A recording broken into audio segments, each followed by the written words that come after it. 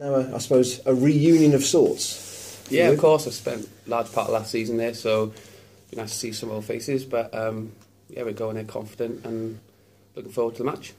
Given you had so long at York, is this a unique situation for you to play against a former club? Yeah, definitely. It's something I haven't experienced before, really. So it'll be strange, but like you said, I'm Cheltenham Town player now and looking forward to Friday night. How did you regard your 7 months or so at Grimsby? I enjoyed it. It was. I obviously went there having had a serious knee injury, and it was great to play some games, and it turned into something longer then after that. So yeah, it was.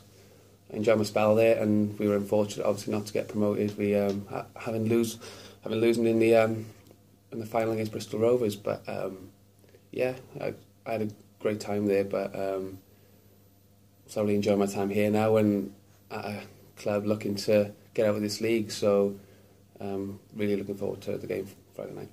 Last thought about the playoff final. Were you ever on the penalty list?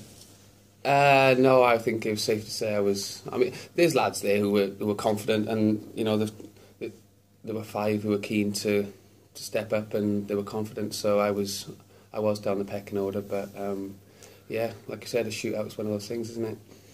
The guts of their team, as you say, has basically stayed the same. You'd know most of them, but possibly not Amund and Bogle, who have been scoring most of their goals. Yeah, exactly. That's it. I think the core of them have stayed, and they'll be there or thereabouts come the end of the season. But they've brought in 2 forwards who've hit the ground running, really. So we're going to have to be on our guard.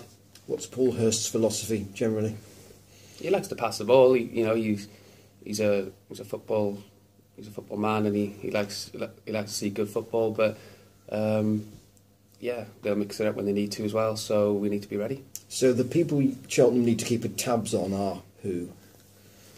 Well, like you said, the front 2 they've scored lots of goals, and you know, they've got experience throughout. You got the skipper Craig Disley, who's played many football matches, and he knows this level well now as well. So and then you've got Pearson at the back. You've got a good solid keeper in McEwen. So, but we know if we're on our best, we can beat anyone. So we're not worried too much about them, but we need to be aware, obviously. But we need to bring our game, and hopefully they'll be thinking about us as well. So compared to where you have been in the season, how close to your best are you? I mean, given the fact that you scored 7 against Halifax, and you know, I've put in some good performances so far, and only lost twice. Yeah, I think in the grand scheme of things, like you said, I think we've played 20 games, we've only lost 2.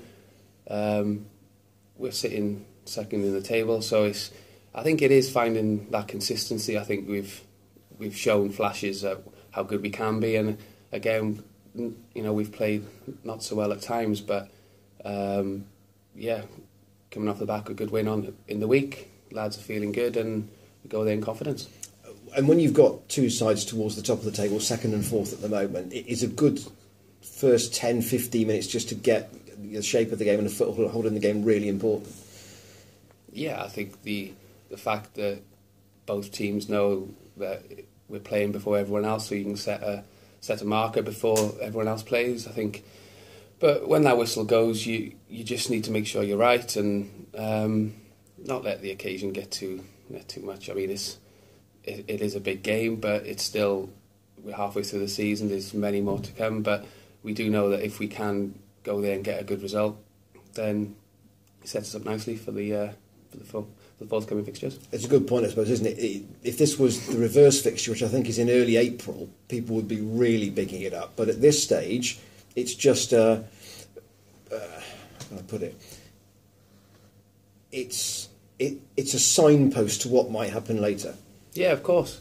I think there's lots of footballs we played after Friday night, but if you can beat your rivals, it can only be a good thing. So yeah, we'll play Friday, but then we've got the FA Cup after that, and then it's back to the league. I mean, you know, the games come thick and fast, so we need to make sure that not only are we ready Friday, but for the forthcoming ones as well. Last thought about Blundell Park as an atmospheric venue. You'll have played there when, you know, the fans have been really behind them, and they are noisy. So is there an element of managing the occasion as well for players who haven't been there before? Yeah, Grimsby get good crowds, and they're passionate fans, so He'll be rocking tomorrow night, obviously.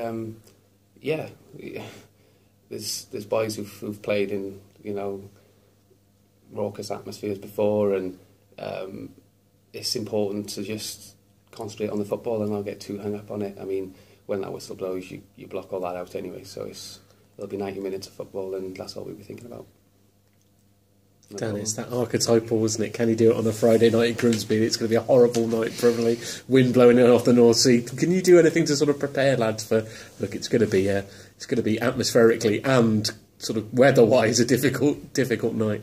Yeah, like you said, it's renowned for always being quite windy. I mean, like the ground is open and you are picking up those winds off the sea. But yeah, you just get on with it, you deal with it, and you prepare as best you can, and you worry about what you can control. And we need to worry about playing good football and going up there and getting a result and dealing with everything else that comes with it. Yeah, obviously, you'd probably preferred not to have a game on Tuesday, but it does give you that chance to get that clean sheet back, which I'm sure you, Dandy, Dickie, and people like Dylan would have been really pleased about, just to get that sort of record out of the way almost.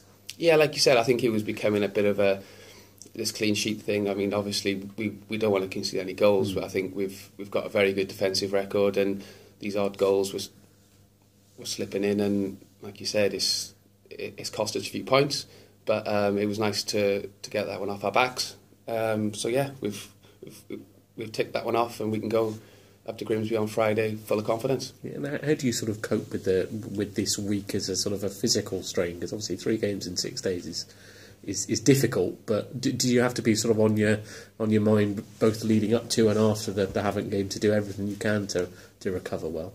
Yeah, you need to be sensible. You need to get your rest when you can, and you know, we're all young, fit. I mean, we're all ready to go. Yeah, we've played 20 games already, but personally feel fresh, and there's lots of others who've played lots of football as well, and we're all ready to go. I mean, there's no excuses. I mean, you can just, as long as you prepare right, there's no reason as to why we won't be 100% on it come Friday. And do you save all your goals for the TV cameras? And you and I. Yeah, so like you said, I got my first against Wrexham on BT Sport, so hopefully I can do the same against Grimsby. You've got a celebration planned if in case, like you did last time for the TV cameras, or that wasn't planned. Believe you me, I don't score enough goals to plan celebrations. Yeah, it's kind of an impulse thing, but no, just go up there, and if I score and help the team win, then all the better. Excellent.